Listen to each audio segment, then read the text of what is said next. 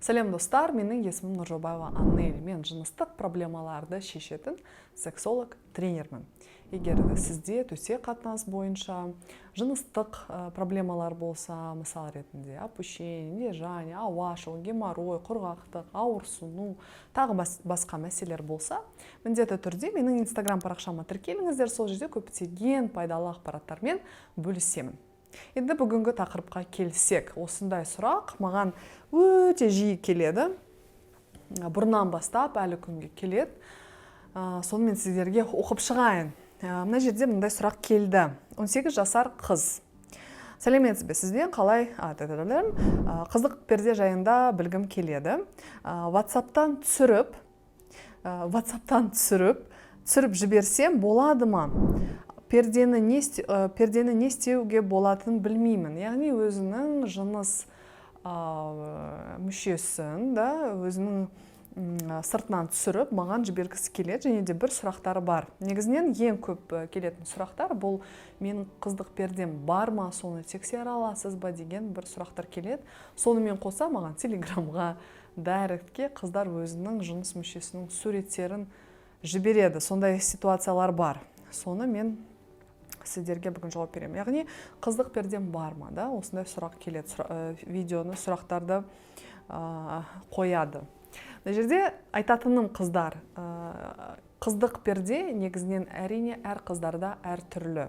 Біреулердің қыздық пердесі, мен айтқанмын да, бұл тегіс нәрсе емес, жабылып қалған, бұл ішінде тесіктері бар.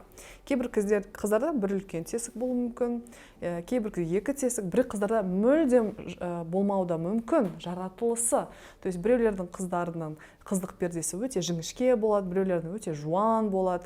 Соған байланысты біреулерде қан көп шығады, біреулерде қан аз шығады, біреулерде қан вообще шықпауы да мүмкін, себебі анау қыздық пердесі ашылғанда қан болмауы да мүмкін. То есть оның бірінші төсек қатынасқа түскенде, жалпы қыздық пердеге бірдеме кіргенде, бір удар болса, еще что-то жыртылып кетсе, әркімде әрқалай, тез алыну мүмкін, қиын алыну да мүмкін. Кейбір төсек қатынасқа түсіп бірнеше күн қан ағуы мүмкін, біреулерде вообще қан алып да мүмкін.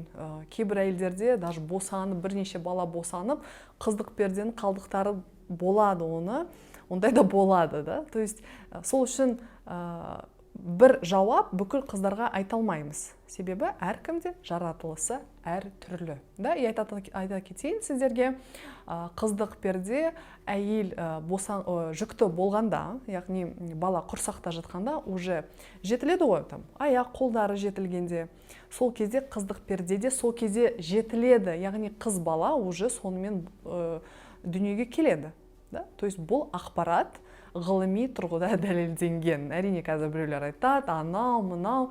Мына жерде айтатын ғылыми түрде дәлелденген факт, оны сіз нақты қабылдауыңыз керексіз. Оның басқаша ешқандай антинаучный деген бар, ғылымға қайшы нәрселер бар, бірақ менің оқырман арасында бәрі білімі бар, ойланатын, ақылды жандар деп ойлаймын. Сол үшін мені ақпаратты дұрыс түсініп қабылдайтыныңызды мен үміттенемін.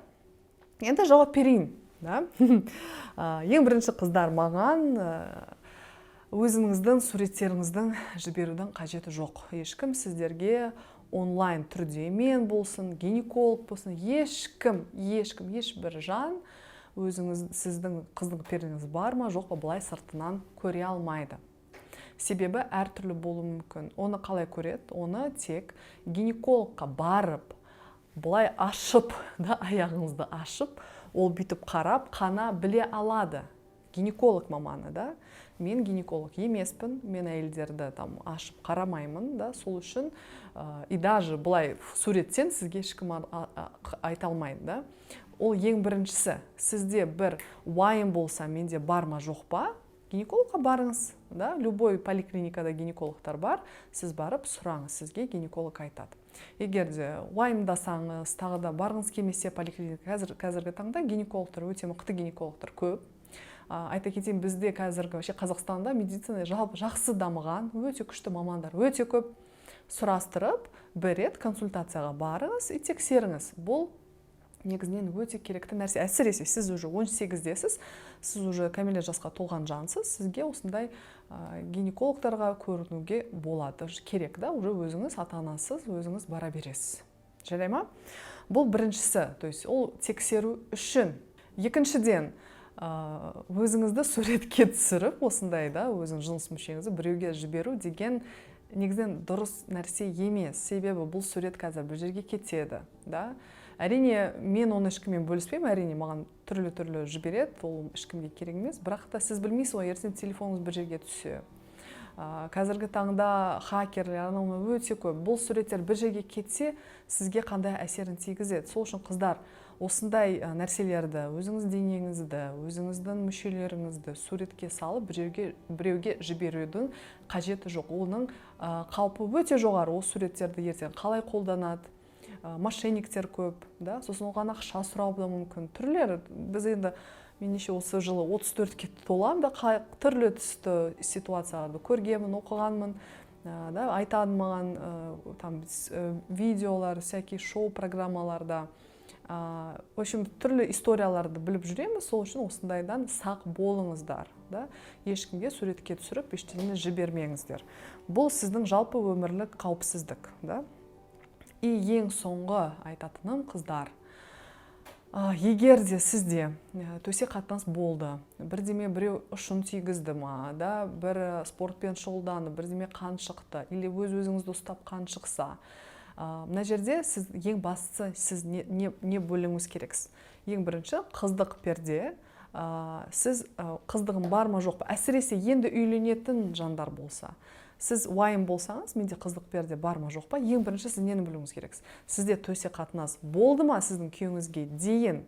Егер де болса, значит, сіз уже қыз емессіз, да? Сізде уже қыздық перде, скорее всего, жоқ. Или қалдықтары бар, или кішкене ашылған, да? Но сам факт, что сіз уже қыз емессіз, себебі уже сізде төсек қатынас болды. Яғни мүшесі, еркектің мүшесі сіздің жыныс мүшесіне кірді. Егер сізде сондай ситуация болмаған, сіз еркекпен жақындаспасаңыз, да, онда сізде қыздығыңыз бар. Все, логика, вообще бұл өте қысқадан нұсқа ақпарат.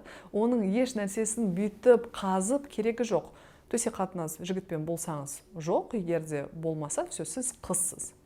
Ал қан болды ма, қан шықпады ма, шықты ма, бұл уже сіздің жаратылысыңыз. Оны сіз даже күйеуіңіз ертең сіз үйленіп, сізде қыздық перде болмасаңыз, сіз айтасыз, значит, менде жоқ. Сен маған сенесің ба, сенбейсің ба? Осындай нәрселерді алдын ала сөйлесесіз. И тоже бір тәжірибеме байланысты айтатыным, кейбір қыздарда кішкентай кезде өкінішке орай бізде бұл бар нәрсе, кішкентай қыздар зорланған да болуы мүмкін. Олар есінде болмауы да мүмкін. Кейбір қыздар кішкентай кезде біреу ұстаған, да, осындай көп, біреулер там көрші болады, үйде болады, ағалары, сондай өте көп жағдайлар қыздарды ұстайды, бірдеме жасайды. И уже бұл кішкентай қыз өскесін, әрине психикасы ұмытады, бірақ бірдеме болған сияқты бір уайым бар. Осындай болса, ең дұрысы бұл психолог маманына барып, да, себебі бұл нәрселерді негізінен көзді жұмып жүргені керек емес. Бұл ертең сіздің өміріңізге төсек қатынастан қаншалықты ашыласыз, қаншалықты ләззат алатынына байланысты оған әсерін тигізеді. Сол үшін осындай мәселелерді кішкене қазып, сізге көмек болса, сексолог, психолог, психотерапевт маманға жүгінгені дұрыс. Және де бұл мәселелер бәрі шешіледі, оны уайымдамаңыз. Егер де сізде шешемін, өмірімді реттеймін, өзім бақытты, гармонияны өмір сүргім келеді деген ойыңыз болса, міндетті түрде әрекет жасаңыздар. Жарай ма, қыздар? Сол үшін осы видео барлық сұрақтарыңызға жауап бердім деп ойлаймын. Егер де осы тақырыпта сұрақтарыңыз болса, міндетті түрде пікір қалдырыңыз, немесе менің дайректіме жазыңыз, да, мен оқимын, және де осындай сізге видеоларды түсіремін. Ал айта кетейін, қайтадан жыныстық проблемалар болса, осы тақырып бойынша басқа тақырып болса, өте көптеген пайдалы ақпараттармен мен өзімнің Instagram парақшамда күнделікті стористерде, посттарда бөлісемін. Сол үшін қазір осы видео астында жазылған Instagram парақшама тіркеліңіздер, және де көптеген пайдалы ақпараттарды алыңыз. Ал жаңа видеоларымды жіберіп алмас үшін менің YouTube парақшама тіркеліңіздер, және де колокольчикті басыңыз. Сау болыңыз.